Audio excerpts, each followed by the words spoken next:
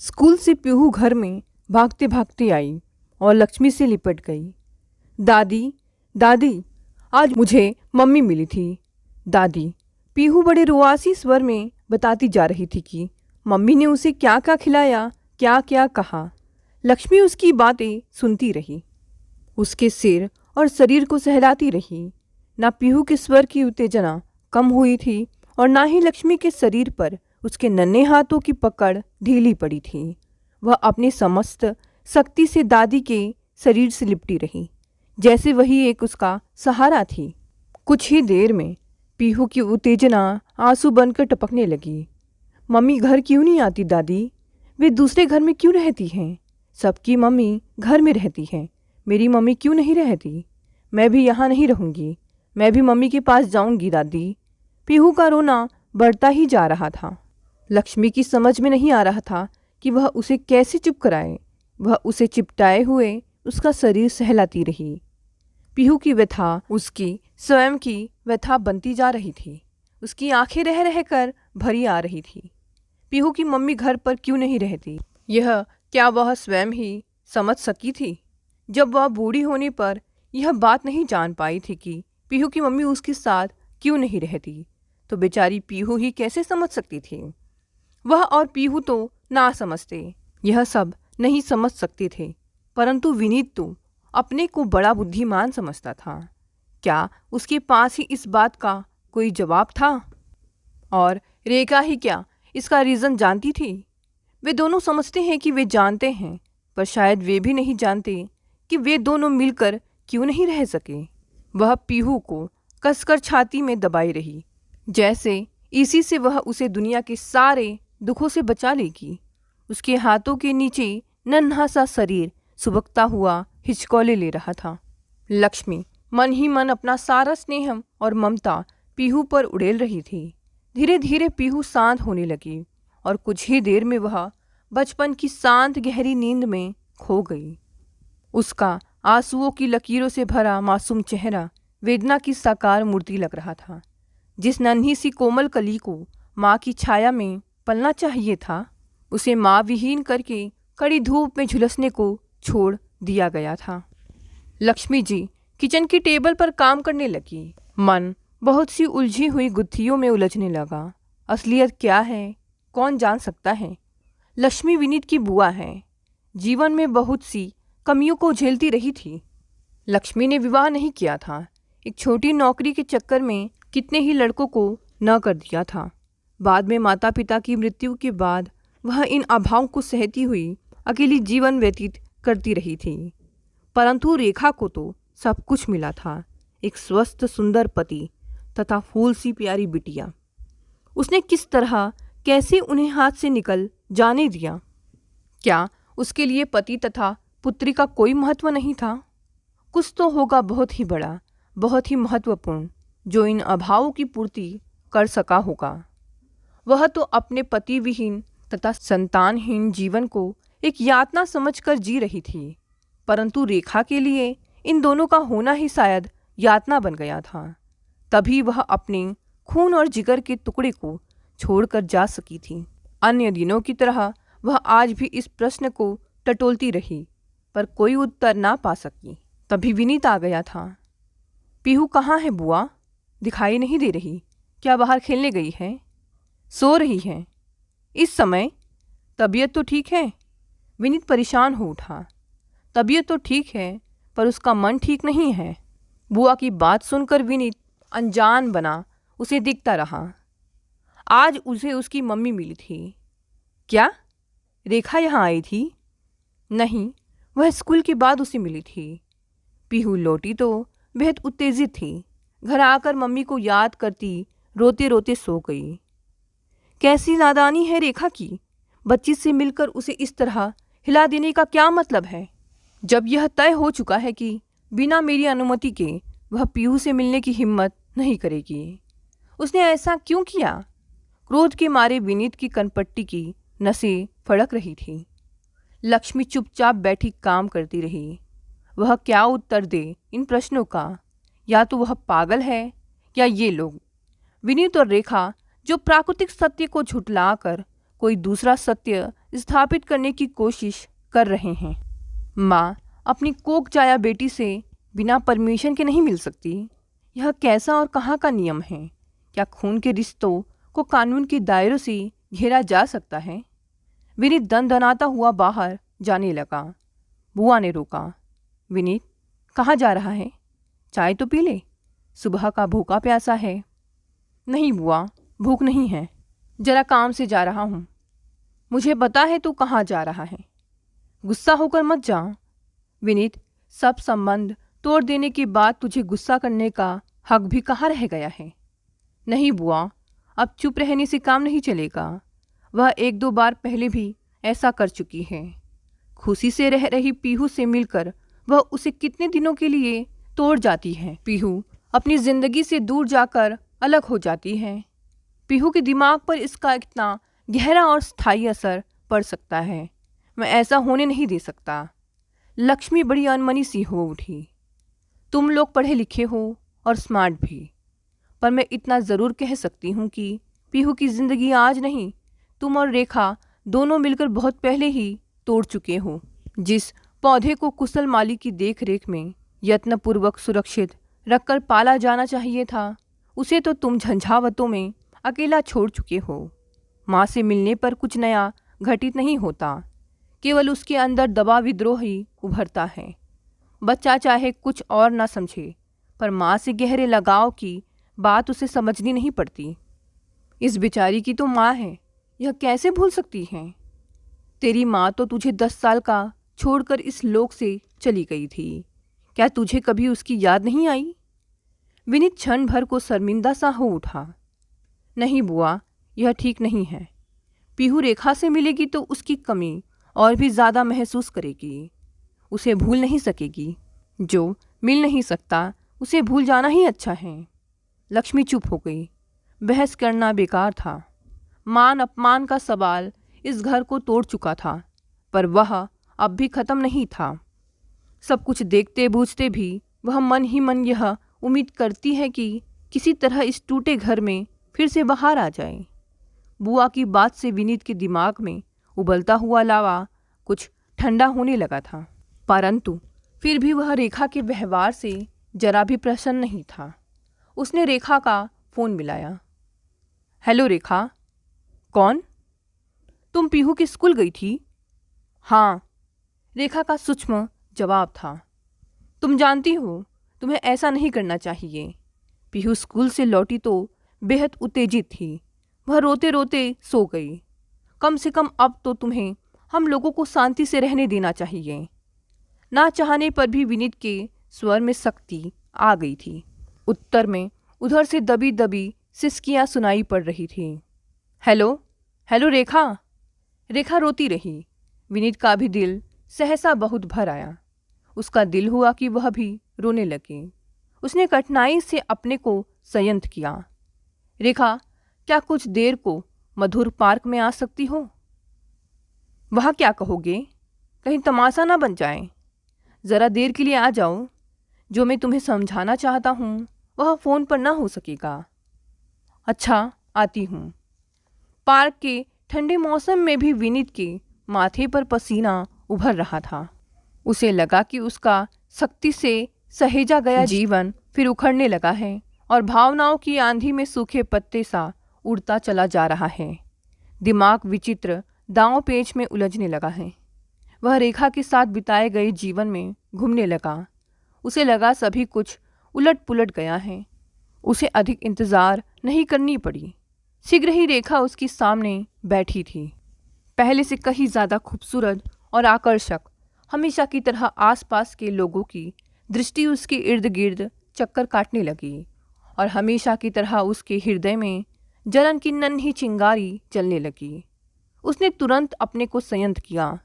रेखा का सौंदर्य व आकर्षण और उसकी स्वयं की ईर्ष्या प्रवृत्ति एक घर को नष्ट करके काफ़ी आहुति ले चुकी थी। उसे अब स्वयं को शांत रखना था। यत्नपूर्वक छिपाने पर भी रेखा के चेहरे पर रुदन के चिन्ह मौजूद थे। वह अनदेखे की चेष्टा करने पर भी बार बार रेखा को देखता रहा। रेखा की बड़ी बड़ी आंखें उस पर स्थिर हो गई थी और वह बेचैनी से महसूस करने लगा था। अस्थिरता की दशा में काफ़ी देर तक शांत रहा। अब विनीत भी रेखा से बात शुरू करने के लिए कोई सूत्र ढूंढने लगा। पीहू ठीक रहती है? रेखा ने ही झिझकते हुए पूछा। हाँ, ज़्यादा याद तो नहीं करती? रेखा का स्वर भीगने लगा था। तुमसे मिलने से पहले तो नहीं करती। रेखा को देखकर उसे लगा कि अब वह रो देगी। मुझे पता नहीं था कि मैं पीहू को इतना याद करूंगी। हर समय उसी के बारे में सोचती रहती हूँ। उसे देखकर मन को कुछ शांति मिली, पर क्षण भर को ही। यह सब तो पहले सोचना चाहिए था।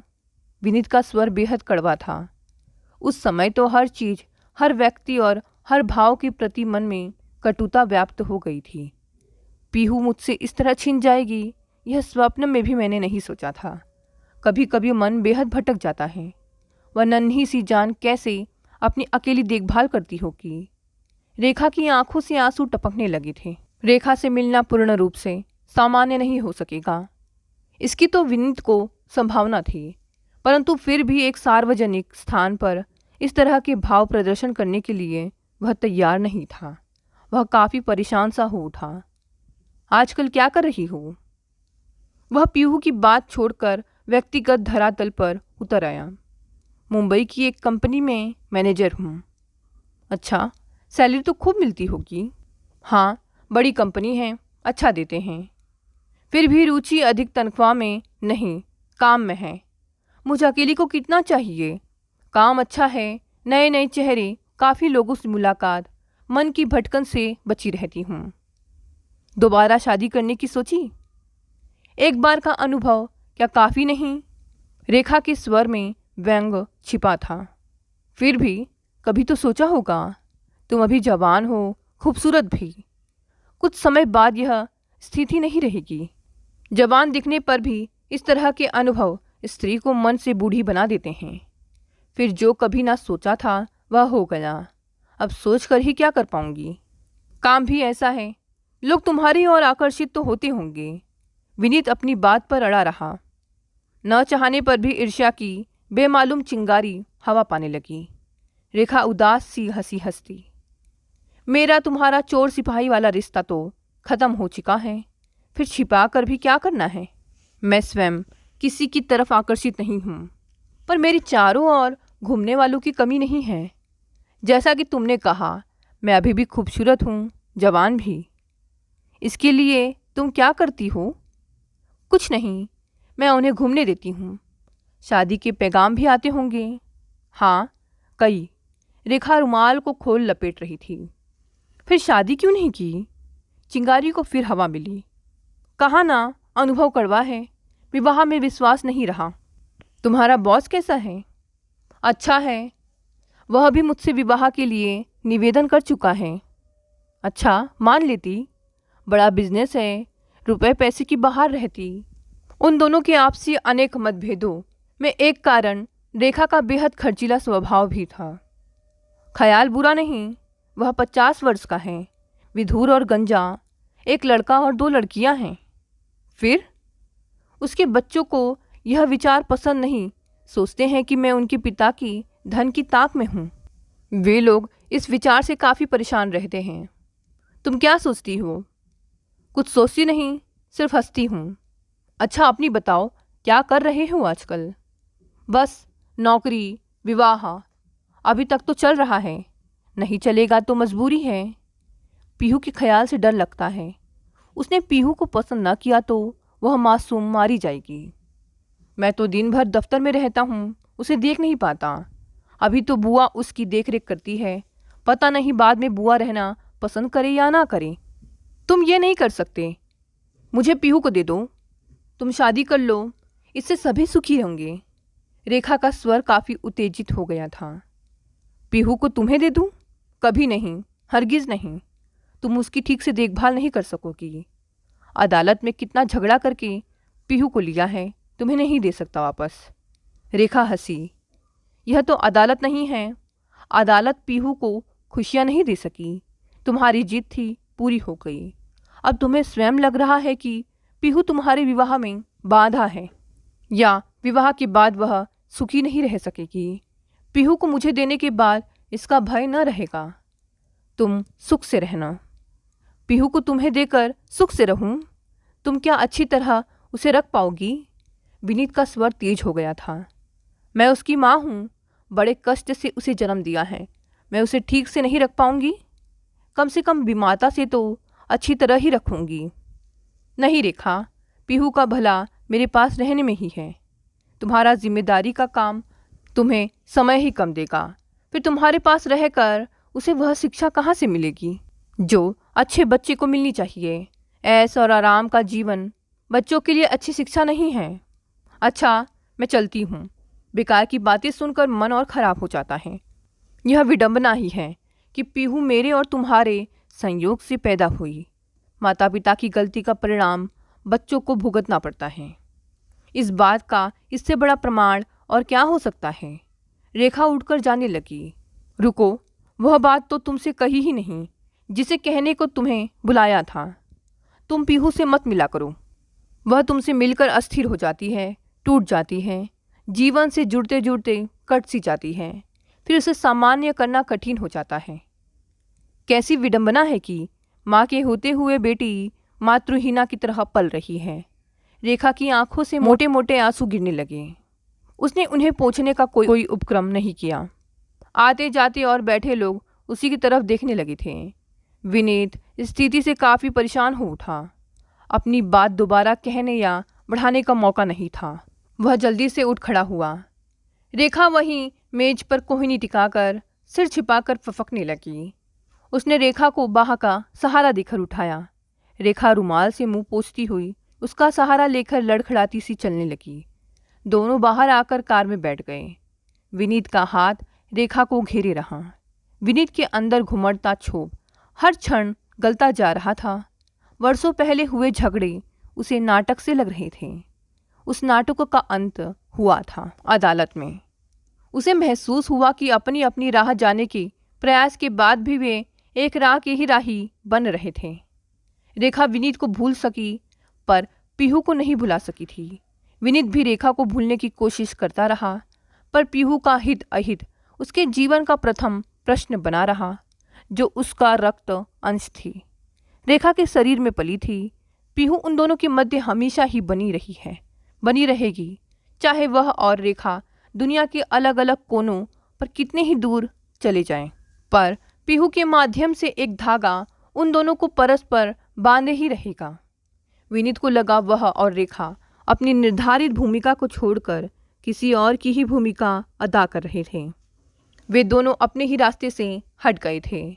पति पत्नी का रिश्ता झुटलाना कठिन नहीं, किंतु माँ बेटी का और पिता पुत्री का रिश्ता कोई शक्ति झुटला नहीं सकती। बुआ जो कहती है वह शायद ठीक है। उसने कार स्टार्ट कर दी और घर की तरफ मोड़ दी। रेखा चिर परिचित रास्ते को पहचान रही थी। वह सीधी होकर बैठ गई। वहाँ नहीं।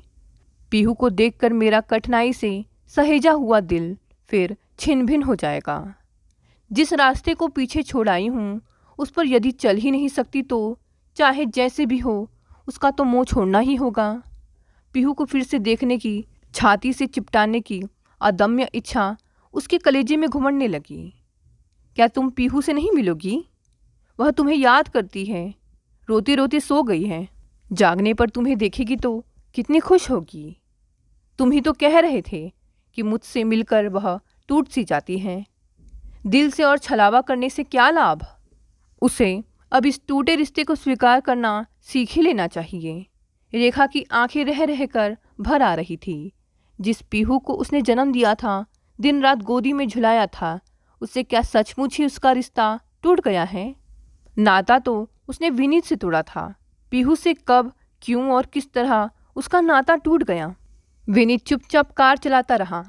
कार रुकते ही रेखा पागलों की तरह अंदर भागी। पीहू अब भी सो रही थी। उसका दिल हुआ वह उसे उठाकर सीने से चिपटा ले, पर वह उसके सिरहाने बैठी उसे देखती रही, आंखों से वात्सल्य छलकाती रही। उसने देखा कि विनीत की बुआ कमरे में आ रही हैं। उसने उठकर उनके पैर छुए। लक्ष्मी जी ने रेखा को छाती से लगा लिया। रेखा का अपने पर रहा सहा नियंत्रण भी समाप्त हो गया। वह बच्चों की तरह फूट पड़ी। लक्ष्मी पीहू की तरह रेखा को सहलाने लगी। रेखा, मैं सब जानती हूँ, बस एक ही बात पूछना चाहती हूँ कि तुम और विनीत आपस में झगड़े कर अपनी अपनी राह पर चल दिए। आपस में बनी नहीं, संबंध तोड़ दिया। ठीक ही किया, पर पीहू को अकेला क्यों छोड़ दिया? तुम दोनों इतनी बड़ी दुनिया में रह भी लोगे, खुशियाँ भी ढूंढ लोगे, पर अपने अपने घर भी बसा लोगे, पर क्या पीहू का टूटा जीवन कभी साबुत हो सकेगा? कोई भी कसूर न होने पर भी सबसे ज़्यादा सज़ा पीहू को ही मिल रही है। बोलो क्यों? ऐसा क्यों हो रहा है? विनीत भी कमरे में आ गया था। लक्ष्मी का प्रवाह रुक नहीं रहा था। वर्षों से मन में दबे प्रश्न अपना जवाब मांग रहे थे। मैं तो अविवाहिता निपूती हूँ। पति और संतान की चाहना क्या होती है यह मुझसे ज़्यादा कोई नहीं जानता। तुम लोग रुपए पैसों को संभाल कर बटुए और तिजोरी में रखते हो, पर एक अमूल्य जीवन को पैरों तले रौंद रहे हो। पीहू अभी एक अविकसित मुरझाई कली है। बड़ी होने पर वह सिर्फ एक अविकसित मुरझाया फूल बनकर रह जाएगी। तुम लोगों ने अपने मान अपमान और अहम पूर्ति के चक्कर में पीहू के जीवन को मिलते प्रकाश और हवा के रास्ते को क्यों बंद कर दिए? क्यों उस नन्हे से जीवन को दम घोटकर मार रहे हो? यदि तुम दोनों जो वयस्क और समझदार हो परस्पर समझौता नहीं कर सकते तो ना समझ पीहू की जिंदगी से किस स्तर पर समझौता करने की अपेक्षा करते हो? विनीत और रेखा दोनों अपराधी से सिर झुकाए खड़े थे। विनीत, क्या तू अपनी जिद नहीं छोड़ सकता? बहू, तुम ही क्या अपने मान अपमान के प्रश्न को नहीं पी सकती? तुम लोग जो अपना जीवन जी चुके हो, पीहू के जीवन और खुशियों की बलि क्यों ले रहे हो? क्या तुम उसे जीने का मौका नहीं दे सकते? लक्ष्मी को लगा कि वह सहसा बहुत थक चुकी है और अपनी बात उन तक पहुंचाने में असमर्थ है। उन्होंने अंतिम प्रयास किया। विनीत और बहू, क्या तुम लोग फिर से एक साथ नया जीवन नहीं शुरू कर सकते? पुरानी गलतियों को भूलकर नए तरीके से अपने लिए ना सही, पीहू के लिए क्या यह टूटा घर फिर से साबुत नहीं बनाया जा सकता? ऐसा घर जहां पीहू प्रसन्न रह सके, संपूर्ण जीवन जी सके। लक्ष्मी धीरे धीरे कमरे से बाहर चली गई। विनीत और रेखा सोती हुई पीहू को देख रहे थे।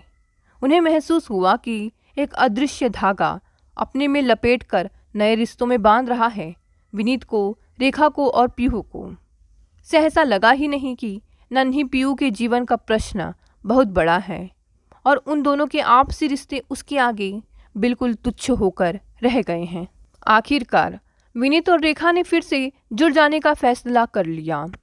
धीरे धीरे पीहू और बुआ के माध्यम से दोनों का बुझा हुआ प्यार प्रगाढ़ होते चला गया और दोनों फिर से पुराने बंधन में बंध गए। दोस्तों, ये कहानी यहीं समाप्त हो गई। कहानी पसंद आई तो इसे लाइक, शेयर और कमेंट करें और साथ ही साथ अगर आप नए हैं तो इस चैनल को भी सब्सक्राइब कर लें। धन्यवाद दोस्तों, मिलते हैं अगली नई कहानी से।